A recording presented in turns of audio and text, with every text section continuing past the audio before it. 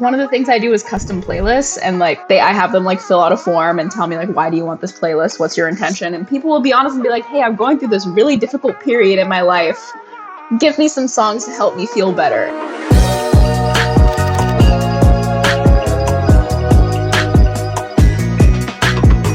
Today I have a very special guest, a very special interviewee. Can you just please introduce yourself? Because you kind of you have a name, but you also kind of are known by many other surnames. So please, yeah. Yeah, my name is Annabelle, aka your favorite music curator, aka founder of That Good Shit. I love music, I make music content, and I run the page That Good Shit. That's me. Yeah, and I have been itching to talk to somebody that is within the TikTok music content scene, I guess I can call it, because I've been seeing your name pop up more and more and more the more I've been involved in this community. And the first thing I noticed about you is just how confident and assured you are about the things you say.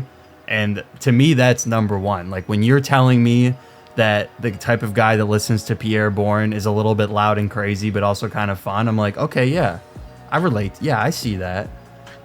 So yeah, you do your thing and you do it so well and so in such a way that it is you. It's not anybody else. You couldn't, if somebody else would try to do that kind of video, I would just think of you and the way that you go about that.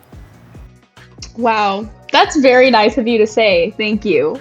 It's definitely that's the first type of video I ever made, was if he listens to this is what it says about him. And I think because my entire TikTok career has been built off of that, I have no choice but to walk with confidence every time I make one of those videos. So I'm glad that they hit for you. I'm glad that they make sense to you.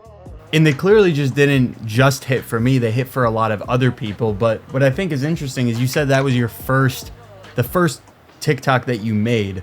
But the thing about it is that type of video and that type of video that you make requires so much background knowledge of what kind of producers these people are, what kind of music they make. And there's so many little intricate details that go into being able to say that and to sort of categorize these things. Did you not think much of it when you first made it? Did it just come naturally to you, or were you planning this out? The first one that was ever made, which was just a what his favorite rapper says about him, was the product of me sitting in my living room with my roommates talking shit and just being like, oh, dudes who listen to this are always like this. And then I was like, this would make a funny TikTok. So the first few ones I made, and pretty much it runs throughout all of them I've ever made, they're really just based on people I know.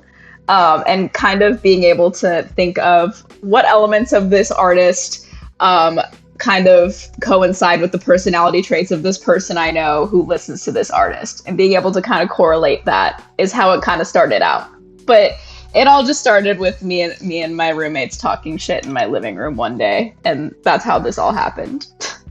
So it seems like the music's always been there. It was just sort of like that little incidental push that kind of knock the whole Jenga tower down of That Good Shit and being the music curator and all of these things.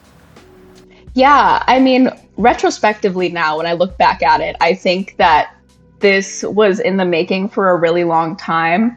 I've loved music for my entire life. It has always been my biggest dream to work in music, but I hold music in such high regard that for some reason, for so many years, I didn't see a space for myself in the music industry. I thought I wasn't worthy of working in music for some reason. I don't know why, but I never went for it. And I had probably the year leading up to this TikTok and the creation of That Good Shit, I had been trying to start a music Instagram, trying to start some kind of music presence on the internet, and I just couldn't figure out how to express my love of music. And then this TikTok thing happened. I made a TikTok, it did well, and it turned out to be the perfect creative outlet. So it was that one TikTok that it was the right opportunity, came at the right time, and the dominoes started falling, and now we're here. I really relate to that sentiment of feeling like you're not worthy of something, where it's like you're putting in all this work, you know you love it, but there's still that asshole side of yourself that's like, no, you don't deserve it. No, this is too cool for you. And I really do relate to that, because like before I was so heavily involved in media journalism on the film and music side, I saw it exactly the same way, where I was like, I had the drive, the ambition, the purpose, but there was just a part of me that just was convincing myself that it wouldn't happen. And now here we are, both talking to ourselves, reflecting on our experiences of how it did happen. So I think that's always a cool thing to just kind of acknowledge.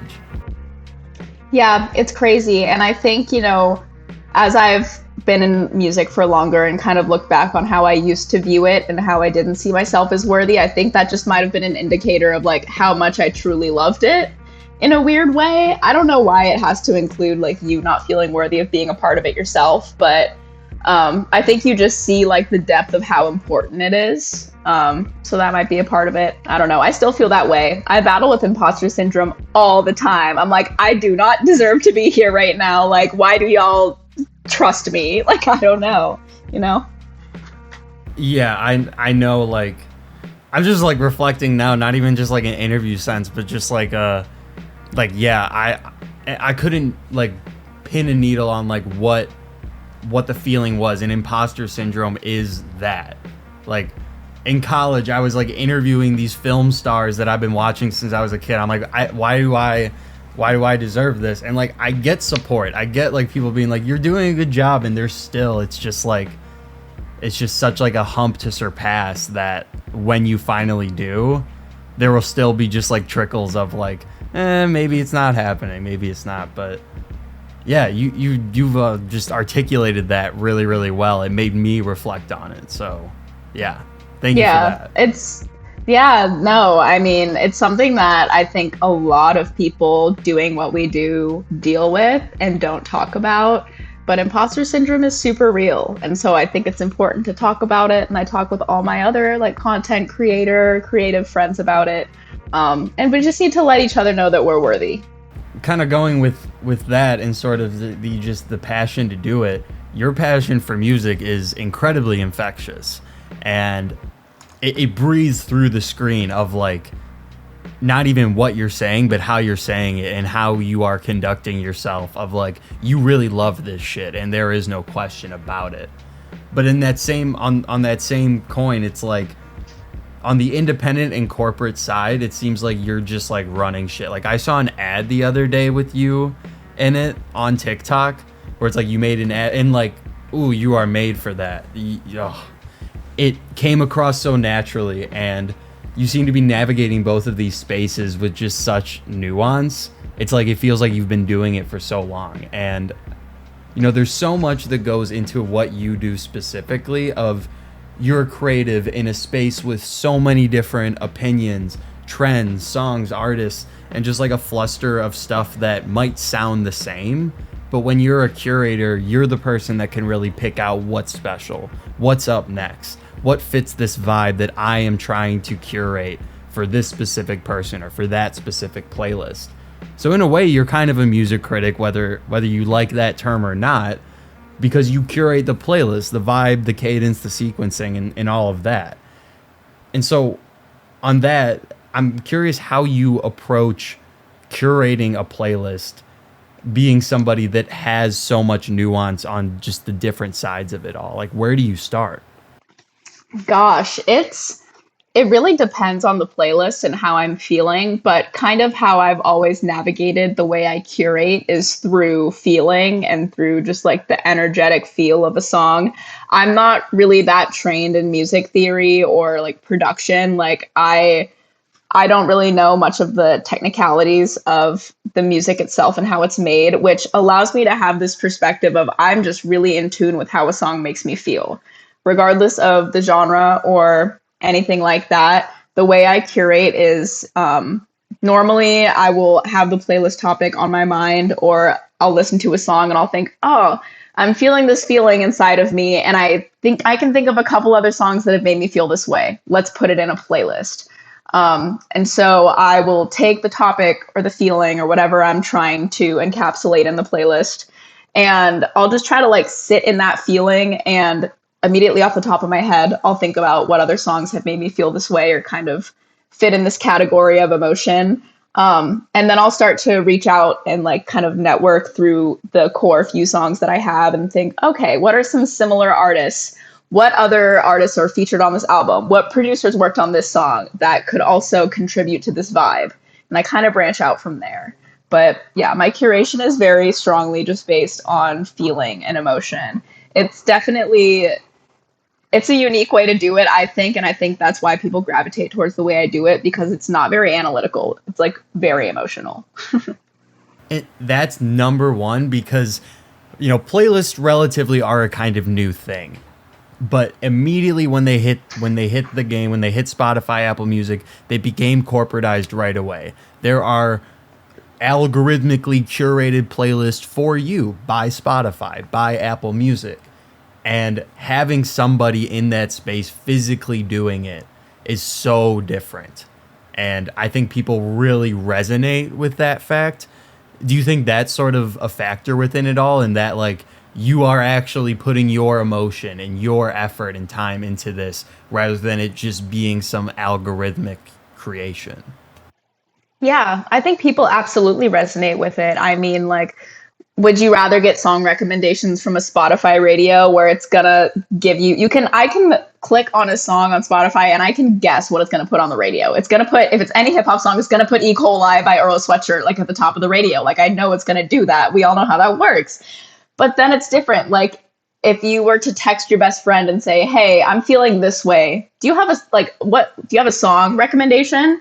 That's how I look at it. Like, you have the algorithms and, those playlists that are more analytical, and they give good suggestions, but they're based on like this really broad set of standards. Whereas when you're going to an independent curator to help you find music, they have a much more nuanced perspective on what you might be looking for, why you're looking for it. And it's literally just like asking for your music crazy friend, like, "Hey, I know you like music. What song should I listen to?" They know who you are and what you like, and they're going to give you like a much more tailored pick. So I think people gravitate towards that. And I also just think like it might be corny. I'm a corny girl. But like, I just think that people want to feel like that someone cares about them and is actually like thinking about them and taking what they really want into consideration. So I think it makes people feel a little cared for.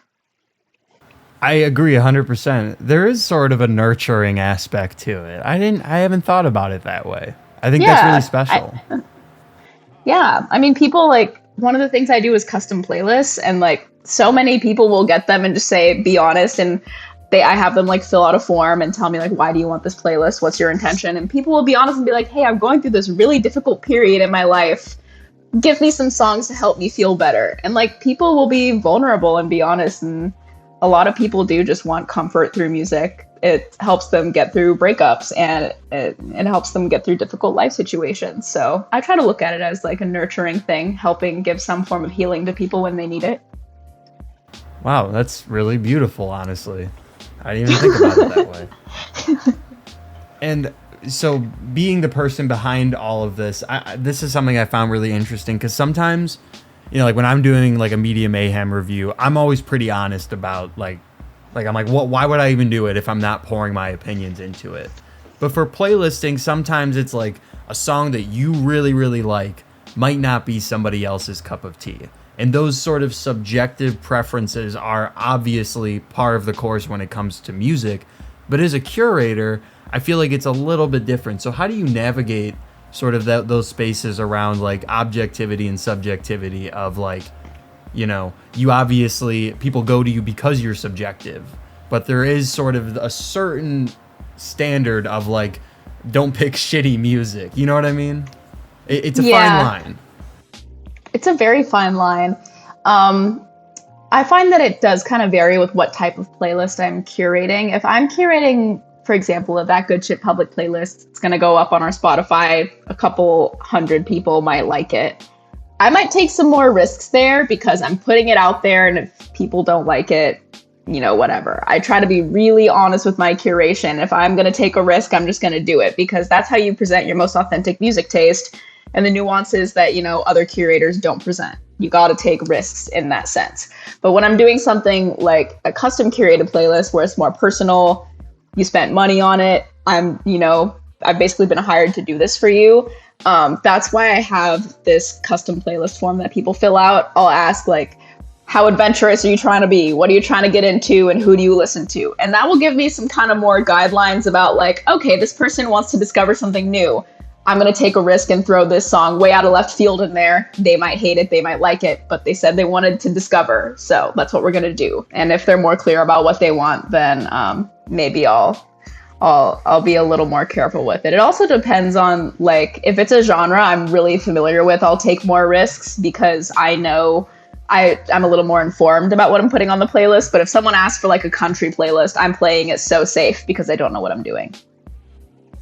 Yeah, I'm on that same. I wouldn't even know where to even begin with country. I'm like, what is good country? Because to me, it doesn't all sound too great. But you know, that sort of like, it sounds like you just are you're so diligent with like all of this stuff, and it seems like you have it down to a T of like how you do these things. But I think it's more about, like I said in the beginning, how much you care about this and how much you love doing it. And how that makes it what it is. Like, you are just driven to do this. And, you know, that I'm clearly not the only one who's noticed that. Somebody else who seemed to notice it was the group EarthGang. And I kind of want you to just tell me about that, because that was the coolest thing to see. And it was very inspirational for me as someone who does stuff outside of TikTok and media and journalism, but also on the platform, seeing, wow, you can really make this shit happen in real life. So just like walk me through that. I will give you the full story time. Okay. I'm waiting for this. All right. This is what went down. So to preface, EarthGang has shown me love in the past. I'll never forget the day they posted one of my TikToks on their Instagram. Someone called me and they were like, look at EarthGang's Instagram. I pulled over and they had posted me and it was crazy. So they've been showing love for a while. And then fast forward to like, I think end of January, I get a text from my good friend David Peters at Dreamville. Shout out to David Peters. He texts me and he's like, hey, EarthGang wants to like fly you to a show. Can I connect you to their manager? And I was like, hell yeah, that's awesome. They're going to fly me to a show. And then the one and only Barry Hefner calls me and he's like, hey, Annabelle, we love your content. We want to take you on tour with us. And it was a dream. That was like one of the best days of my life. And he basically was just saying like, you know, as an alternative to like traditional press, bringing along like a content curator is going to allow them to help get the word out about these shows, to do the free album listening shows, which was such a smart move on their part. I haven't seen any other artist do something like that. So yeah, they basically just called me and offered me this opportunity. And I was like, how can I say no? I cleared my calendar. And within like a week, I was on a plane to Atlanta for the first show. And Barry and Zeke and Q and their whole team, EarthGang's whole management team, from the second I was with them, made me feel like so comfortable. They gave me full creative reign. I literally walked up in there at the first show and they were like, do whatever you want. We hired you to be yourself. And I was like, that's so crazy. It was overwhelming at first. Like, I didn't know what to do. I've never done anything like this. So we filmed that first TikTok on the first show of me running up on them in the hallway, being like, where's the album? And people liked it. So then we ended up doing 7 cities total, including like London, which was an insane experience. And basically like every day we would like wake up, I would think of some TikTok ideas. We might film 1 or 2 of them before the show. And simultaneously, as I was making TikTok content with EarthGang, I was also vlogging the experience to give kind of the behind the scenes of like, as a music influencer, here's what this looks like for me, Annabelle, freaking out that I'm doing this while simultaneously doing like the funny TikToks with EarthGang using trending sounds and stuff like that. Just being able to experience the shows and hear the album was amazing. And really, I was helping push out like snippets of all of the new songs, sending them to my friends like Joey Hip Hop and Shrek Knows Rap on Twitter. I was sending them like all the snippets. I was like, post these right now, get them out. So yeah, the whole premise of it was really just to go through channels like me and the, you know, smaller community of music influencers across TikTok and other platforms. It worked really well. At every single show, people were coming up to me saying, Annabelle, I only heard about this because of your TikTok. Thank you. You put me under EarthGang. And it was so crazy. And the whole experience with them was amazing. Olu and Ian are like the nicest guys in the world. They made me feel like so comfortable. I was the only woman on tour with them, and that can be really intimidating. And not once did I ever feel like uncomfortable or anything. Like, they were all just such incredible people. So that's what happened. Yeah. And it was the best experience ever. And I'm just like so grateful to them and for like Barry for trusting me in the first place. That's an incredible story, top to bottom. I was following. You probably saw like my eyes drifting. It's because I was visualizing it. I was like, yeah, you went to London? I saw like the London Bridge or something in my head. I don't fucking know. But that's truly just awesome. Is that something, I mean, obviously, like, yeah, I think you want to do it again, but do you want to do it again? I want to do it. Yeah. I mean, listen, I don't know how people do world tours, because after a small 7-show tour, I was exhausted, weeks behind on emails, and like so sleep deprived. But I would absolutely do it again. I also think that it's gonna happen again, not just for me, but for other music creators. I think it's such a smart way to get the word out about tours and just to kind of, you know, provide like a cool behind the scenes look at what an artist is doing on tour. So hopefully I'm the first of many people to be able to do this. But I definitely want to do it again. I know I might have to hop in the queue on something like this. Just might have to. Yeah, and it's a really exciting, like, it's awesome that you are kind of the first to do it, so you get to make your own rules in that way of like, there isn't a set rule book of stuff like this because it is so new, and you sort of get to decide with sort of the knowledge you already have of creating your own platform. With that, is there something that like you learned after the experience, I guess, with having that retrospective outlook on it now? What's something that you gained from it that you just like couldn't even imagine that you learned? I mean, I gained so much from it. I think that for me, I learned a lot about being I'm in the time in my career where I'm a fan, and that's how this whole thing happened. And the reason I have so much passion is like, I'm just a fan. Being a fan and transitioning into actually working with these artists that you've looked up to and listened to for so many years, I really like learned a lot about how to conduct myself in these rooms with a lot of really powerful people, and kind of the value of being yourself in those situations. I am a small little white girl in a room with these Dreamville powerhouses, and navigating that was really intimidating to me because I wanted to just make sure, you know, like they brought me along. I wanted to make sure I was being respectful of everyone, and that as a TikTok influencer, I wasn't being cringy and awful. And like, you know, the first few shows, I was really concerned with how I was going to conduct myself, and I just wanted them to like me because I was a fan. And then I had this realization about halfway through, like, all I can do is be myself. And the second I let go and just had fun and was goofy and didn't care what anyone thought, I realized all these people in these rooms are just people. We're all just trying our best. So from this experience, I really just learned the value of being yourself, even in a room of extremely cool, famous, powerful people. The second I would just let go and was myself, I felt more comfortable. Everyone else felt more comfortable. We made a lot of fun content. So yeah, I think just what I gained personally was the confidence of just being myself and not really tripping when I'm in a room with EarthGang, you know, just treating them like regular people, because that's what we all are, you know. Hopefully that made sense, but that's what I gained from it.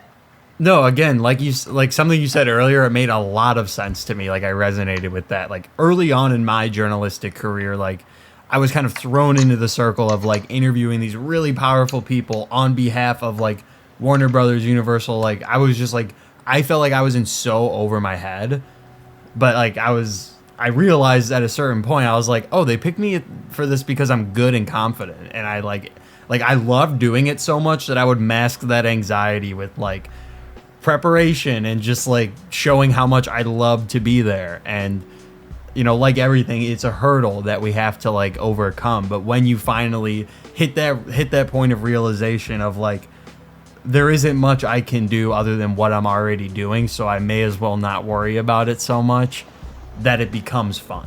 And it doesn't become like, oh, I'm still working to like get my dream. Because even when it feels like you're like, oh, I finally made it, it's like you still feel in like the back of your head like, but watch out for that. Don't be cringy. Don't be this or that. That like don't be cringy thing. Oh my god. Like, yeah. Like there's literally because ugh. yeah, because people would ask me every show, like, oh, what are you doing with EarthGang? And I'd be like, oh, like, I'm the TikToker. And that naturally carries, like, some weird sentiment with it.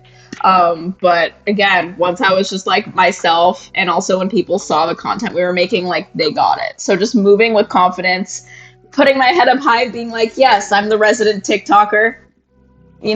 Just owning it. And just moving with confidence, it's all you can do. And like you said, they hire you and bring you along to be yourself and do what you do. So that's all you can do. Every time you say that you're the TikToker, just follow that up by being like, I'm really busy, so let me see if I can pencil you in. Just like convince them that you are like, you have no time, you're doing TikTok all day. Exactly. But so kind of going over the other stuff you do, I know you manage an artist. Let me know if I pronounce this right. DiZ the Dashing Delinquent. Yeah, he just goes by DiZ, but okay, yes. Cool. I looked up the full name. So just DiZ now.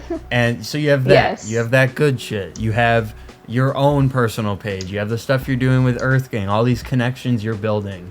That again, that's something I relate to a lot, is because like I love so many different parts of media and I just embrace all of it. But within all of that, what feels like it can get lost is like the purpose behind all of this, and like sort of what is your dream, like what is the end goal. And for someone like yourself, I'm really curious, like, do you have an end goal in sight, or are you just kind of indulging in all of this as it comes? Yeah, I think that it's weird because I'm a goal-oriented person, but my goals are more like abstract than achieving a certain thing. I just know that I want to work with all of my favorite musicians. I want to make the music industry a more equal and compassionate place. And by whichever means I'm able to do that, that's great. I don't know. I think that I see my end goal is me being happy and successful and surrounded by like amazing people. But I don't know. I'm really present with my work right now. Truthfully, I think that what I'm doing and what I'm a part of in the music industry right now is creating something that's never been done before. So it's kind of hard to see what that goal is going to look like. But right now I'm in a place where I'm just really present with my work. I'm just like, okay, what am I going to do this week? Right now, my short-term goals are like get DiZ on a song with Earl Sweatshirt is probably my biggest goal right now. Would love to see that. But yeah, I really think that, independent curators, what I'm doing, what we're doing in general, and what I'm aiming to create with that good shit as well is something that hasn't been done before. So I don't really know what it looks like yet, but we're working on it. Definitely. And I see you like you are tackling rap, like hip hop and TikTok. And those are two pretty toxic places to be in, just like in general. Hip hop's a genre that's been plagued with a lot of misogyny for decades. And that's been where a lot of like the trademarks of the genre have unfortunately come from. And now with TikTok, it's like, I mean, I don't really have to explain. I think you are familiar with just how toxic the app, the people within it, and specifically the communities in there can be pretty ruthless. And, you are in these spaces so confidently. And like, I know there has to be like comments that like obviously slide through and like get to the wrong side and things like that. So, I'm curious how you handle all of this with such outward ease, and like that it doesn't seem like there is anything of it that is affecting you whatsoever. So I just want to applaud you on that for just keep doing your thing in this space, in a space that structurally has not been built for someone like yourself to be in. So I just want to applaud you on that front too. Thank you. Thank you very much. It's been really interesting to navigate. I think in the most recent months, it's been easier for me to navigate like the negativity, especially in terms of comments, because I'm achieving and doing all these cool things. So now I'm like, well, y'all can be mad and I'm still doing this. So like, what can I say, you know? But the first few months I was doing it, it was really hard on me. And still once in a while, I'll like see a comment or see something that someone says, and it definitely does make me doubt myself. I mean, I'm my own worst critic. I'm very hypercritical of myself. I could be achieving the greatest things and I'll still have days where I'm like, I'm the worst and I'm not getting anything done and my career is going to crash and burn because I suck. We all have those days, right? And so I think navigating it has just meant not looking too hard at all of the comments and all of the nasty things that people say. Luckily, I think just because I try to only put out positive energy, I think 90% of the things that are given back to me are positive. I've built a really positive community.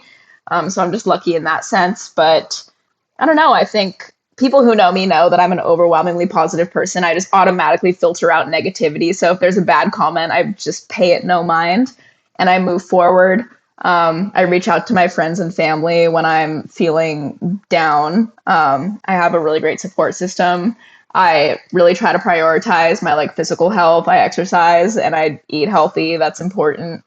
Yeah, I think just keeping things in perspective has been really important, and dealing with toxic communities like Rap Talk, where people are just so critical and so quick to say the meanest things about you because you won't rate a Kanye album on a numerical scale is insane.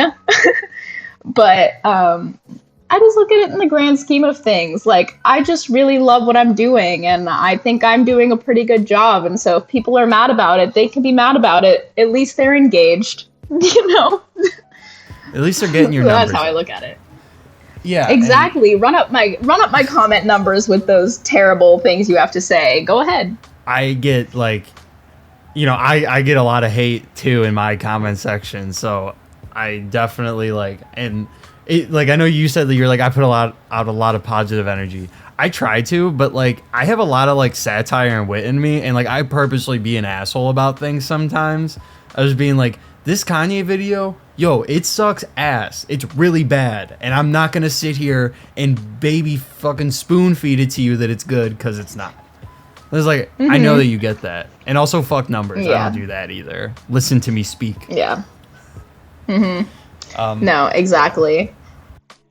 Yeah. And I think that the way I've kind of structured my content, and also, again, just if you know me as a friend, like, I rarely ever give negative criticism or comments. I try to only uplift and only be positive, which isn't realistic all the time, but that's just the way I live my life. I live my life in a positive bubble of happiness because, damn it, I feel like it. And so that's just what I try to put out through my content. And so luckily, I think that has driven away a lot of really negative people, because when like negative minded people see someone else being relentlessly positive, it just like pisses them off.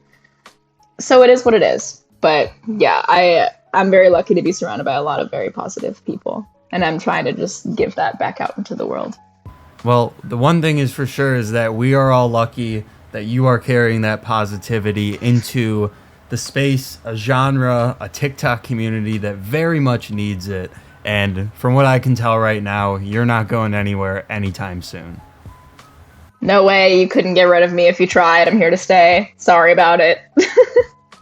Well, thank you so much for, taking half hour here to talk to me. Is there any like social medias or anything you want to plug? Any recent things, artists, stuff like that? I have a few plugs to shout out. Shout out to DiZ, the incredible artist I manage. He's releasing his album Ultraviolet on March 30th. It is an incredible piece of art.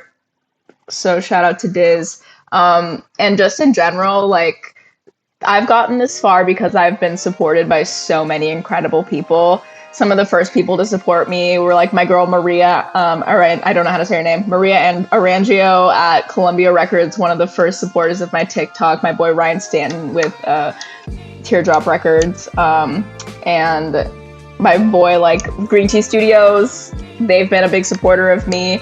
most recently, Barry and Zeke with Since the 80s have been really supportive of me as well. And just like everyone along my journey has been very helpful to me. So I couldn't thank enough people. So I just want to like appreciate them. And of course I want to plug That Good Shit, which is my platform, custom curated playlists and events. We have our next event coming up this coming Sunday, March 27th. One coming up April 3rd in New York as well. Always working on some new stuff. And yeah, hit us up for all the good music.